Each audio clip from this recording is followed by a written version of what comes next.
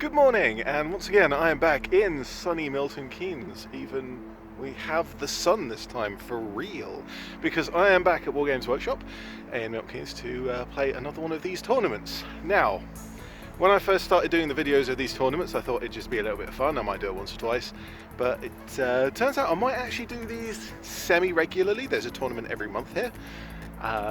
I don't necessarily want to do a video every month, so I'll consider that later on. But for now, let's have a look at the army that I've brought, because I have made a few slight changes from last time, and let's get into the games. And here they are, 1000 points of Soviet Kazakhs. And whilst I have made some changes, a lot of it is the same as before.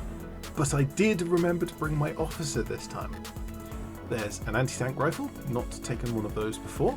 The tank riders make a reappearance, now with added doggy from Bad Squiddo Games. Free rifle squad of course, and a light machine gun squad making a return. The T-34 as before, and a brand new truck.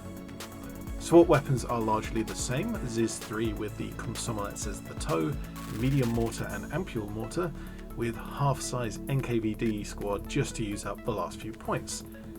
Now, we knew in advance that the games for today will have some interesting kind of random elements to the missions, and so I thought that I wanted some extra mobility.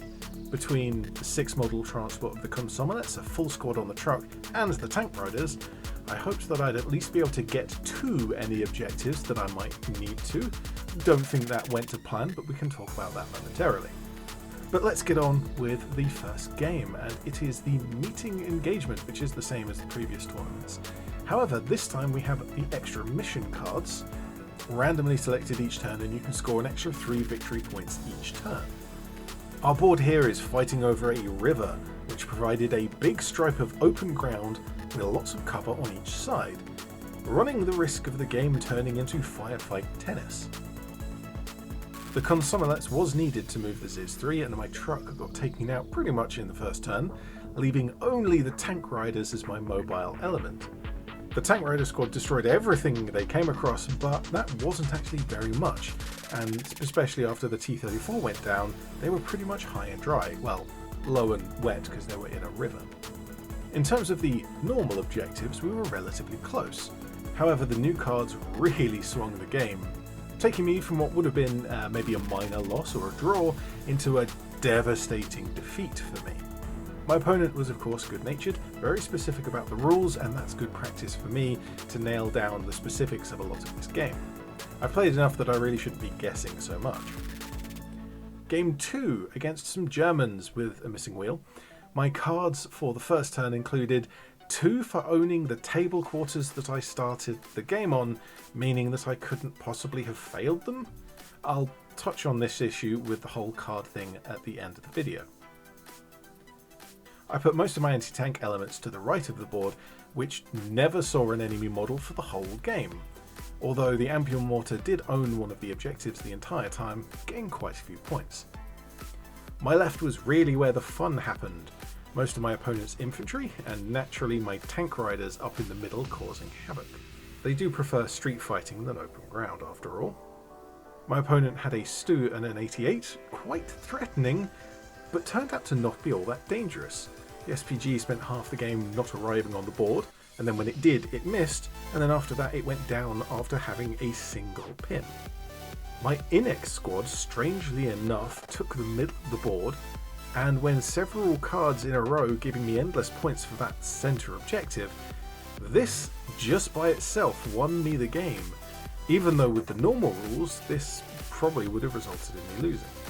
Now, I don't know anyone's names yet, I should remember them, but I have played this opponent before, and we always have a good laugh the whole way through, especially at the crazy dice rolls that they keep managing to roll every single time we play. The last game I played was on this grey board, and it's the nearest to snow that I've managed. Still haven't played on a snowboard with my snow model. And I started off with some pretty poor deployment. My right flank had my weapons teams with no infantry cover, and most of my opponent came from that side. My left flank, containing most of my army, struggled to fight off against half of my opponents. It was a real slog, and although I did take out a lot of his side eventually, including popping the Chaffee, my opponent just played really well. One on units wiped, one on objectives, and on top of that, completely rinsed me on the cards. A total defeat, and that's before the rest of his army made it across the board. I have mentioned prizes in all of the previous videos, but this time I didn't win any. What I did do was actually offer some of my own. I've been making these dice holders for bolt action, as the order die and keeping track of pins is quite important. This keeps them tidy on a battlefield and you can move them around with the unit. And so I made up 3 sets, one with flags, one with the Allied Star, and one with the German Bar Cross. And last thing I need to see how well it goes is those cards. Now, before I get started, I will admit that I really hate cards in tabletop wargames. I always have. Card games are fine, not really my thing, but mixing card games and wargames just never really works well, in my opinion. However, trying things out is good. Even if it's not specifically the things you like, you can always appreciate how other things work. And maybe you find you do like it after all. It's the first time that the random cards were used for this tournament, and due to an illness, the person who was running the event and the cards was off, and so I'll be pretty forgiving as to how things came out. A lot of the other players really did enjoy the cards, so who am I to say? Maybe I'm just a grognard who don't like cards.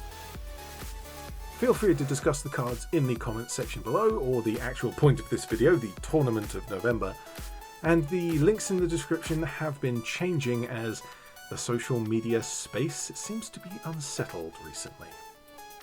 But for now, I'm ED-SKaR, always will be, and thank you very much for watching.